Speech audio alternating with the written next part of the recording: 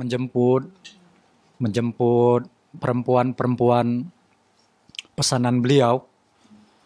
Jemput-jemput, Jal kau jemput ini ke sana, ini nanti. Ya, itu udah nggak terhitung itu. Di balik wajah tampan klinik yang selalu ramai dan ribuan pengikut di media sosial, ada rahasia kelam yang nyaris tak pernah tersentuh oleh sorotan kamera. Hari ini kita akan mendengar langsung kisah dari seseorang yang pernah sangat dekat bekerja, melihat dan akhirnya memilih pergi. Namanya Aprijal, seorang asisten pribadi yang dulu bermimpi besar bisa bekerja di industri kecantikan. Ketika ia diterima di klinik milik Dr. Richard Lee, hatinya berbunga-bunga.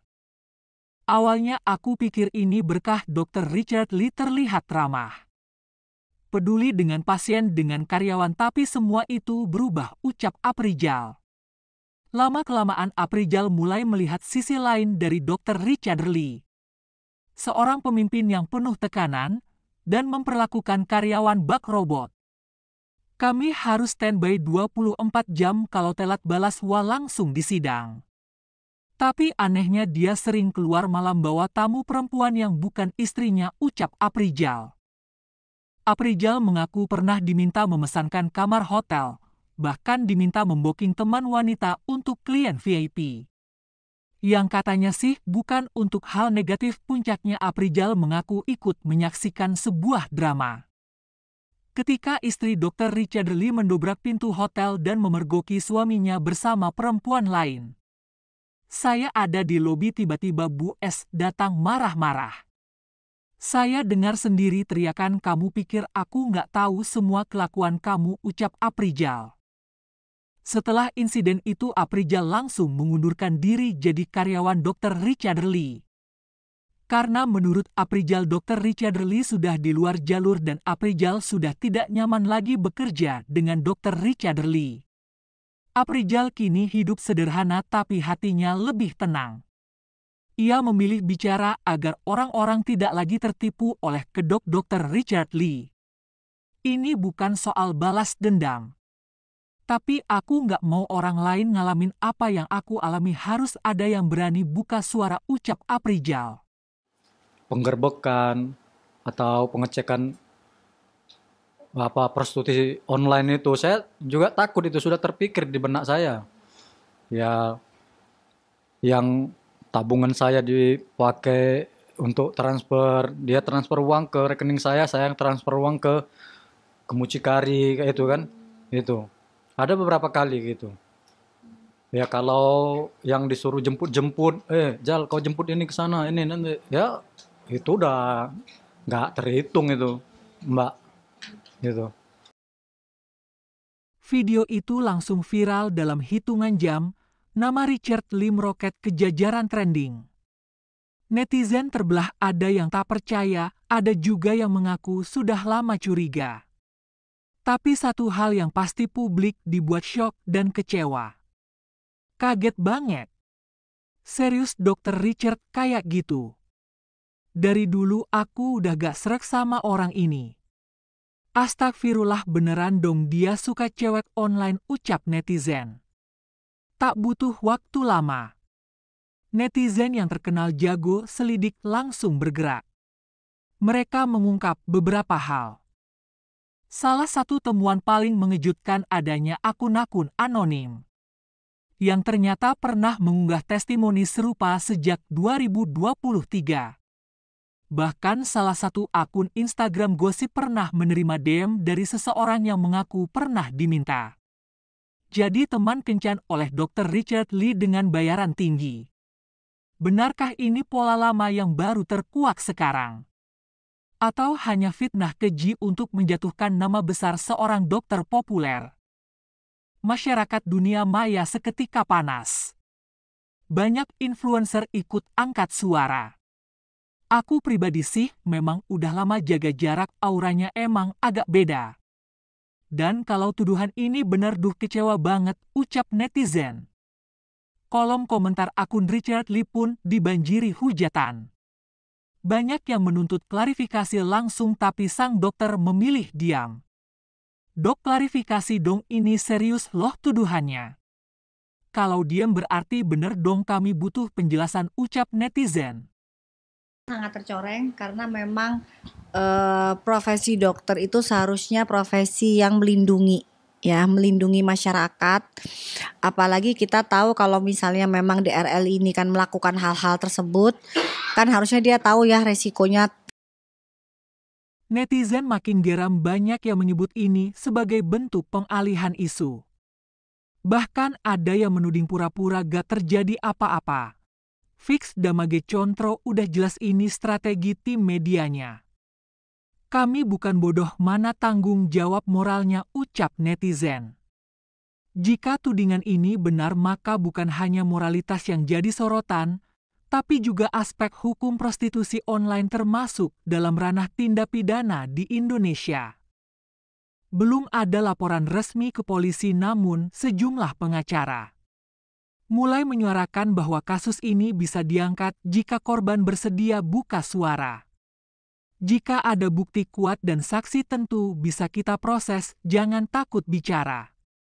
Netizen boleh heboh, tapi kebenaran hanya bisa dibuktikan lewat bukti dan pengakuan, bukan asumsi semata.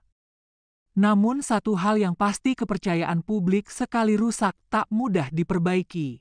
Dan cukup dokter shock pertama kali tahu, tetapi setelah melihat bukti-bukti dari rekeningnya, transfernya, ya tidak bisa dibantahkan sih, dielakkan bahwa hal tersebut memang terjadi seperti itu. Tapi dokter ini kan sekarang kaitan juga yang tadi Pak Fadil Afrizal juga cerita terkait dengan BAP, di situ harus menyebut nama dokter. Nah itu ngerasa gimana kok orang yang tidak tahu malah disuruh minta, jadi kayak dikait-kaitan gitu. Betul, karena memang mungkin untuk saat ini nama DRL kan kalau dokter lihat sudah sangat hancur. Jadi beliau mencari cara bagaimana bisa memperbaiki nama beliau, nama DRL yang memang seharusnya sudah rusak dari dulu seharusnya. Cuman karena begitu pintarnya DRL ini memframing sehingga masyarakat bisa berpikir bahwa DRL adalah manusia yang benar gitu, bahwa manusia yang suci, pahlawan yang sebenarnya. Padahal faktanya sangat jauh berbeda. Jadi bagaimana nih supaya karakter dari Doktif yang membongkar ini ikut mati seperti itu. Akhirnya disertakanlah nama Doktif atas kasusnya Pak Afrizal, yang sebenarnya kasus itu terjadi di tahun 2022 dan Doktif kan munculnya di tahun 2024 akhir. Jadi seharusnya tidak akan ada hubungannya, tetapi dipaksakan untuk menjatuhkan kredibilitas Doktif seperti itu. Tapi ini kan sudah berjalan ya, terus Pak Afrizal juga jadi tahanan kota. Ada kekhawatiran nggak sih tentang pengamanan dari Pak Afrizal? Alhamdulillah sih, pertama Doktif selalu memberikan masukan Pak Afrizal berlindung hanya kepada Allah Subhanahu wa taala. Itu karena beliau juga Doktif lihat ibadahnya juga luar biasa. Nah, jadi sebenarnya Doktif juga melihat mungkin pada saat ikut dengan DRL tekanan batinnya luar biasa ya.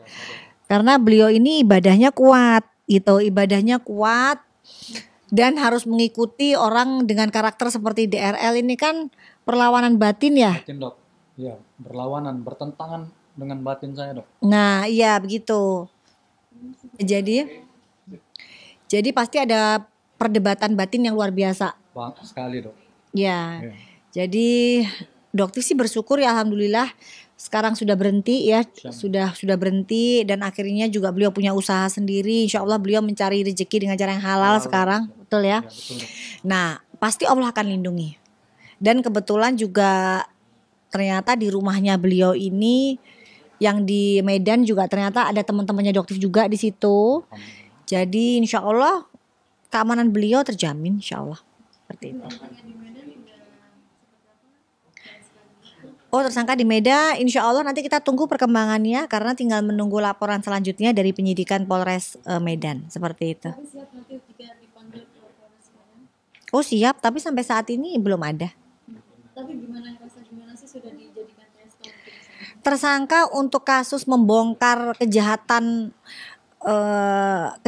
itu bukan suatu yang harus malu ya, tapi itu suatu kebanggaan. Jadi buat Doktif bangga menjadi seorang tersangka karena membongkar kejahatan dari oknum AS ini, dokter juga gitu, AS juga, betul. Jadi bahwa beliau ini benar-benar seorang justiper, dan yang di situ dikatakan, ya ini juga perlu masyarakat publik ketahui, Doktif itu dilaporkan di suatu video TikTok. Dikatakan di situ Doktif tulis bahwa fix bukan dokter, justiper. Ya, jadi di video tersebut dia menawarkan barang. Ya, menawarkan barang. Dan dia menawarkan barang tersebut adalah barang dari Thailand. Jadi dia beli, dia bawa masuk ke Indonesia melalui Bandara Kuala Namu, dan di situ barang tersebut pun disita oleh Bea Cukai Kuala Namu. Ya, karena memang melanggar. Makanya Doktif katakan ini adalah fix bukan dokter, justiper. Kenapa? Karena seorang dokter tidak mungkin membawa masuk produk yang ternyata ada kandungan merkurinya di situ. Gitu.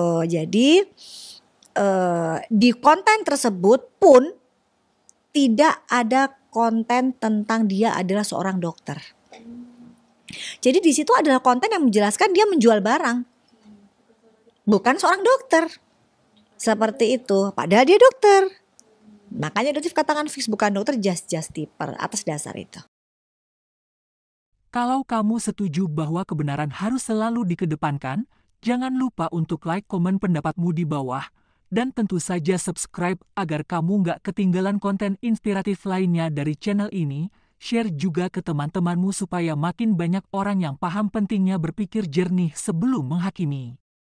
Sampai jumpa di cerita berikutnya. Salam hormat dan tetap bijak dalam bersosial media.